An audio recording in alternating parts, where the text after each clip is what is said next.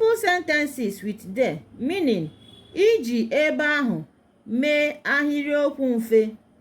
Last time we learned about here, meaning ebe a.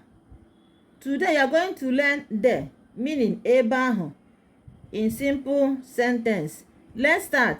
Igbo, English. The first sentence is nri dị ebe ahụ. Nri dị ebe ahụ, meaning food is there. Food is there, or there is food there, same thing. O nweghị ihe dị ebe ahụ.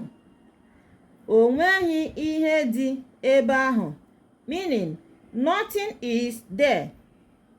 Nothing is there. Akpa dị ebe ahụ. Akpa dị ebe ahụ. Bag is there, or there is bag there, same thing. Ego dị ebe ahụ. Ego dị ebe ahụ. Money is there. Oche dị ebe ahụ. Oche dị ebe ahụ. Chair is there. Mmiri ọṅụṅụ dị ebe ahụ. Mmiri ọṅụṅụ dị ebe ahụ, meaning drinking water is there. Drinking water is there, or there is drinking water there, same thing.